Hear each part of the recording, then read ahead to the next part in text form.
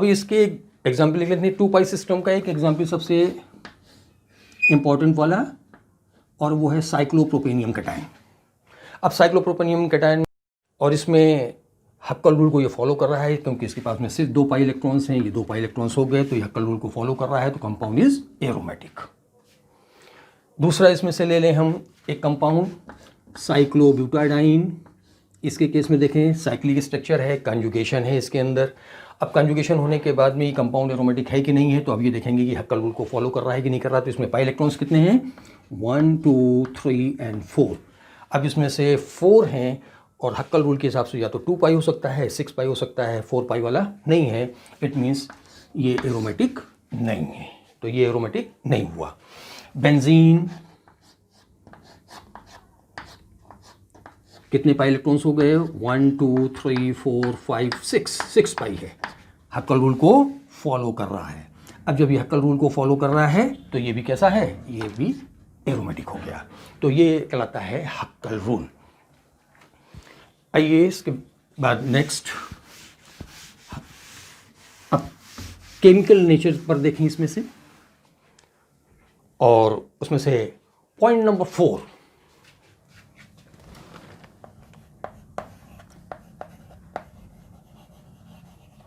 double bonds show reactions of unsaturation। अब ये unsaturation के रिएक्शंस जो हैं वो क्या है, first one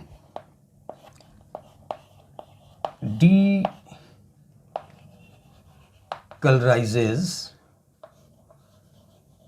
bromine in CS2। Bromine को के कलर को ये डीकलराइज कर देता है। दूसरा, aliphatic unsaturated compounds undergo addition of hydrogen or bromine in presence of catalyst, in presence of catalyst। ये अनसैचुरेशन के रिएक्शंस हैं। थर्ड वन, और थर्ड ये है कि डबल बॉन्ड्स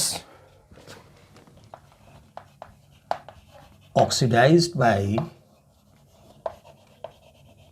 KMnO4। इनमें से ये 2 रिएक्शंस जो हैं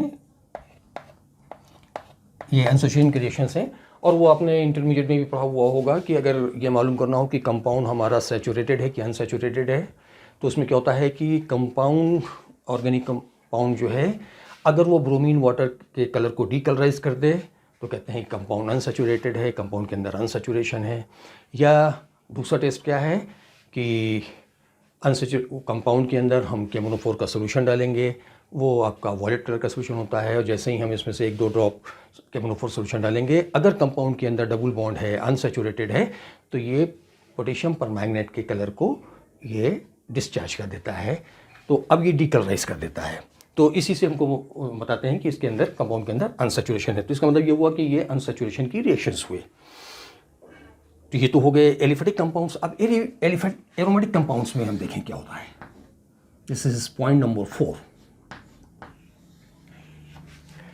इसके केस में देखिए पहला रिएक्शन इसमें क्या था, डीकलराइजेस ब्रोमीन वाटर। अब अगर इसमें से क्या हो जाए कि ब्रोमीन ले लें हम, बेंजीन, ब्रोमीन, CS2। अब इसके साथ में जब हो रहा है तो ये ब्रोमीन को डीकलराइज नहीं करता है, ब्रोमीन वाटर को ये डीकलराइज नहीं करता है। तो एक तो ये हो गया इसमें से एक point, do not decolourise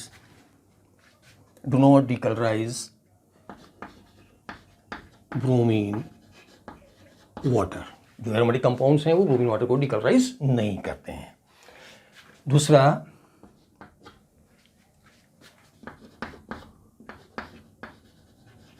do not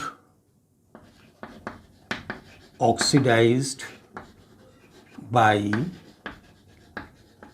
KMnO4 solution, और क्या कह सकते हैं कि do not decolorize KMnO4 solution। तो KMnO4 solution को ये डिकलराइज नहीं कर रहा है। अब देखिए इसके केस में क्या हो रहा है कि अगर हम बेंजीन ले लें और इस बेंजीन में हम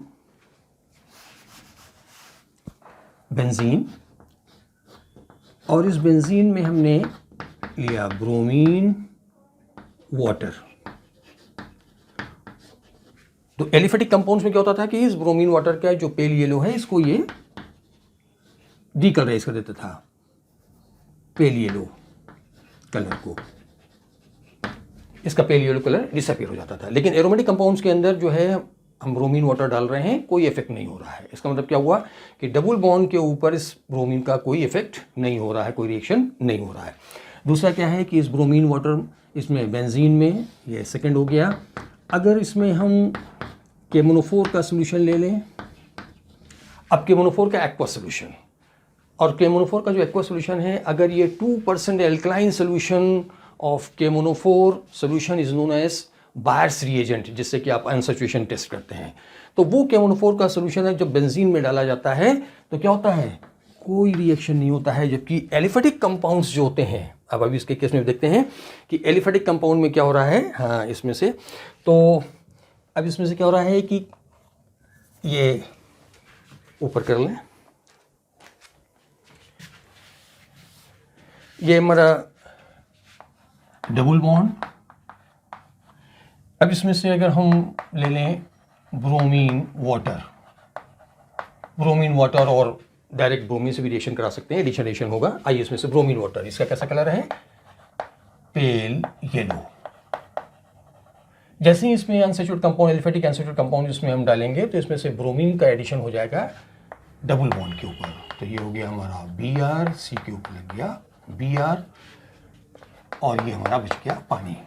तो यहाँ जो पेल येलो था ब्रोमीन की वजह से, ब्रोमीन यहाँ पर कंज्यूम हो गया, इसलिए यहाँ पर ये कलरलेस सोल्यूशन हो गया। तो क्या मतलब हुआ कि पेल येलो डीकलराइज हो गया, या ब्रोमीन वाटर को कंपाउंड ने डीकलराइज कर दिया। तो एक तो ये रिएक्शन हो गया। दूसरा रिएक्शन क्या है, ऑक्सीडेशन रिएक्शन वाला।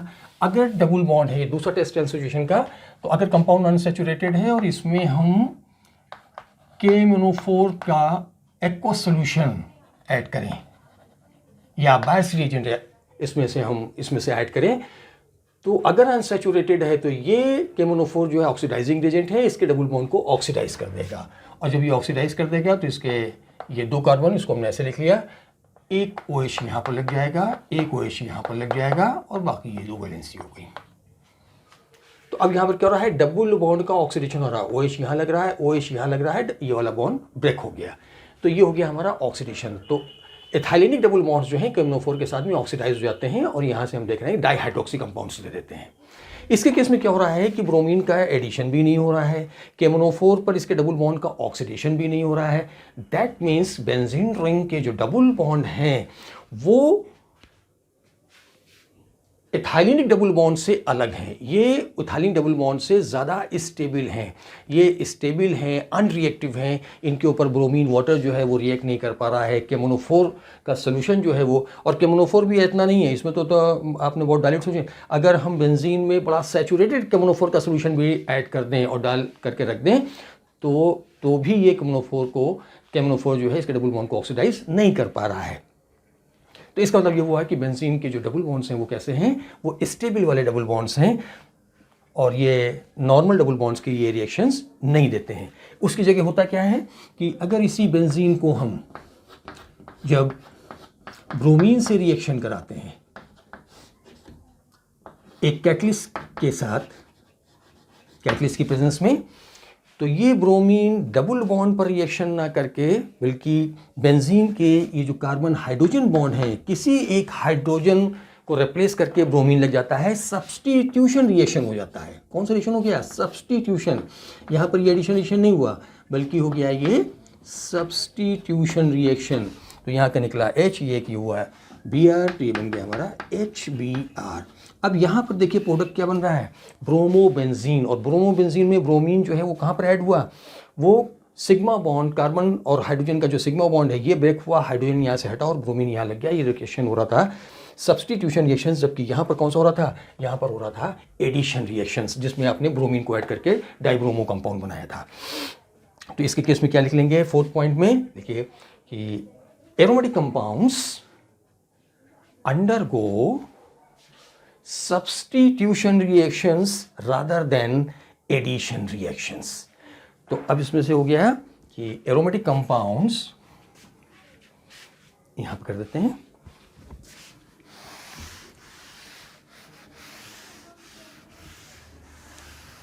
Aromatic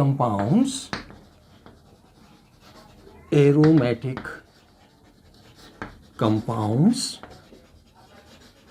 undergo substitution reaction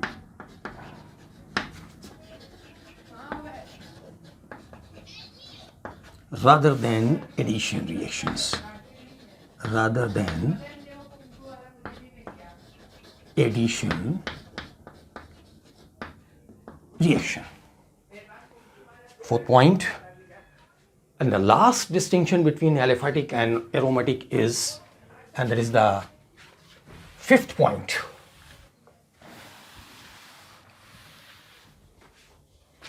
This is the fifth one. Aliphatic के केस में एलिफेटिक मॉलिक्यूल और मॉलिक्यूल्स में और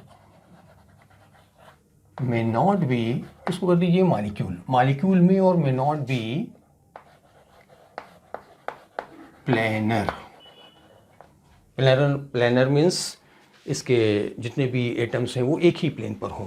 तो ये क्या है कि इसका एलिफेटिक कंपाउंड जो है वो हमारा प्लेनर भी हो सकता है, और कुछ ऐसे ऑर्गेनिक कंपाउंड्स हैं जो उसका स्ट्रक्चर जो है वो नॉन प्लेनर। तो इसके अंदर प्लेनर और नॉन प्लेनर दो तरह के कंपाउंड्स होते हैं, उनके कंपाउंड्स के स्ट्रक्चर्स जो हैं वो दो तरह के होते हैं। एरोमेटिक के केस में क्या है, fifth point in aromatic compounds, molecule must be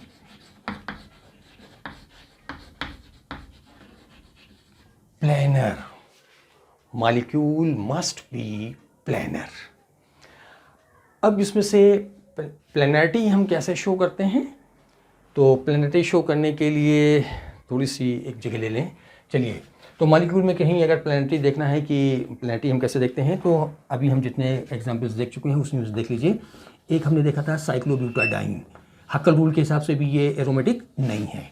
अब ये स्ट्रक्चर भी इसका प्लेनर है कि नॉन प्लेनर है, ये इसको हम देख लें।